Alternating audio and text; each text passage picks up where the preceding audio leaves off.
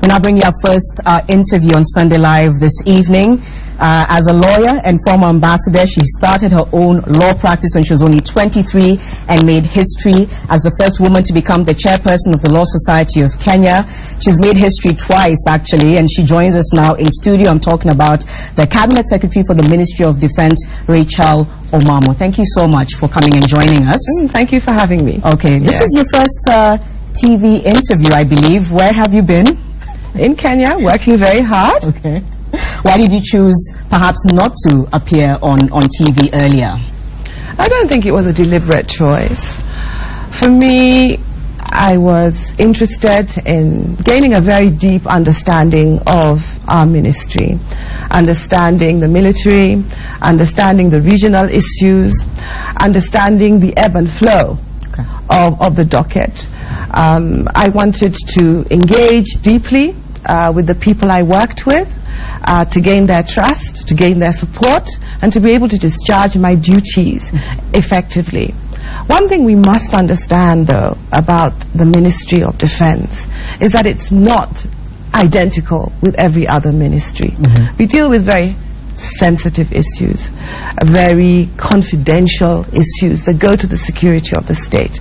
So consequently, in our dealings with the public, there's an obligation on us to exercise restraint, to act with discretion, so that we are able to protect your interests and mine. All right.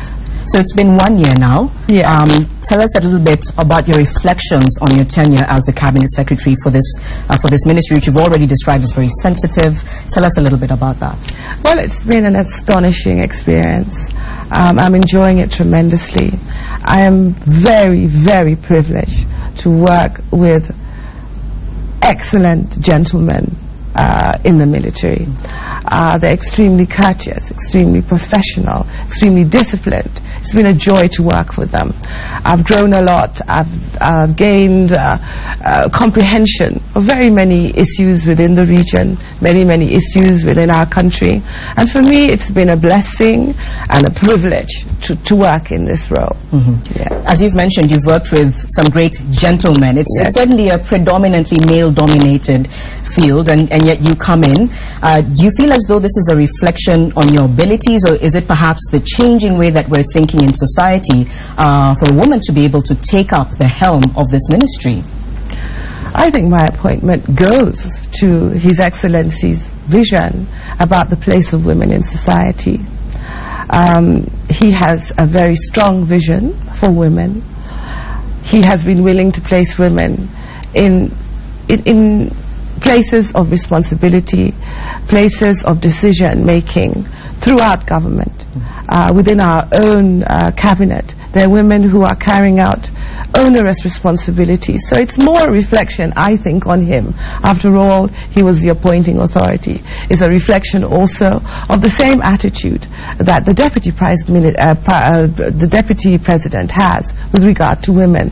So we live and work in circumstances where we are appreciated, where our value is recognized. So for me as an individual, it was a great honor to be asked to take charge of this ministry and to do a pioneering surgeon through this ministry, given that it had been dominated by men before. So I'm comfortable working within my ministry. I think I've established a fairly good working relationship with the military. I'm also not alone in my ministry as a woman. As you know, my permanent secretary, who is a first-class authority on defense matters, is also working with me in the ministry. So there are two of us, and it's an extremely exciting role. You're in good company. Yeah. How, though, do the men interact with you, would you say? You've mentioned the fact that you do get support, but how do they interact with you on a day-to-day basis? Is there any intimidation on their part, for instance? I don't think so, and I don't experience that. When I went to the ministry, I was very clear in my mind that I was going to have a professional relationship with the generals in the ministry, with everyone else in the ministry. So I respect their role and they respect mine. We don't always agree on everything, but generally ours is a professional relationship, and that's the way I want to keep it. Okay. Yeah. To what extent has being minister in a highly sensitive docket changed your daily life, your day-to-day routine? Well, clearly it's a sensitive document, a sensitive docket. Of course, you have restrictions in your lifestyle. You can't go where you went before.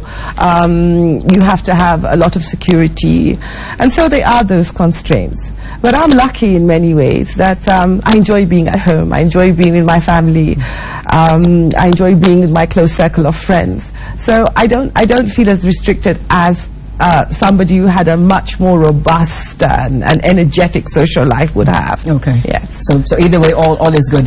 That said, though, you came into government, and it was baptism by fire in the sense of a lot of the security threats that then erupted. For instance, Westgate, for example. Tell us about that experience in terms of how the news reached you and what you did thereafter. Well, Westgate was a difficult situation for all Kenyans, for those who were harmed and hurt in the process, for the security forces who had to go in there and confront the terrorists. It was a difficult situation for all of us. My view is that I engaged in the process as a Minister of Defense. I did not engage as the CDF of the Defense Forces. I didn't engage in it as an operational expert. As a Minister of Defense, your duty is to ensure that the operation fell within the purview of our policy direction, fell within the purview of the Constitution. That was my specific role, to ensure that that was done, to ensure that the operation was within the Kenya Defense Forces' mandate. So throughout the operation, of course, you engaged in the decision making, you engaged in reflection, you engaged in the briefings. You operated, this was a multi-agency operation involving very many arms of government. And as the Ministry of Defense, of course, we supported Kenya Defense Forces and our very gallant soldiers who went in there and sorted out the situation. And while the various authorities came on air and were speaking, for example, you appear to remain largely absent in terms of giving any brief or giving your thoughts on exactly what was going on. Why is that? Why did you appear to be largely absent from our screens? Well, I wasn't largely absent from your screens. I attended every single press conference, and I'm a big girl. So if you didn't see me, there's something wrong with your eyes. Not in that way. You know what I mean. So, on a serious note, Westgate wasn't a joke. It was a serious emergency situation, and it involved lots of agencies. So as a government, we had to make a decision about how we were going to articulate our message. And we didn't want discordant message. We didn't want everybody talking. We wanted to be able to deal with the situation in a sensible and structured way.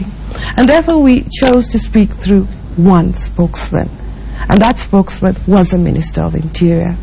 We supported him throughout the process because we believe in collective responsibility. It wasn't a choice to remain silent. It wasn't my intention to appear as if I was disengaged from the process. But I think we had to make a decision. And you see, in situations like this, there's so many voices. There are people who are coming up with theories on social media. There's the print media. There are people like you. There are many voices. And so we had to be able to ensure that the government's position was made clear. So that is why I took that position. And I think it was the right decision. Okay. Yes. And still looking at the command structure with regards to how the Westgate attack was handled, many would say it wasn't clear.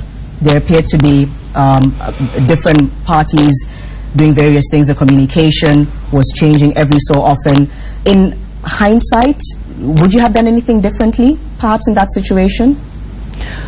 I think the challenge we have is that we live in a world of the 5-second soundbite.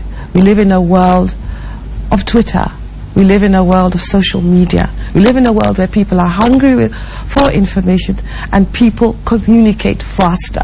I think the challenge was for us in that situation was the need for information to be communicated faster and regularly.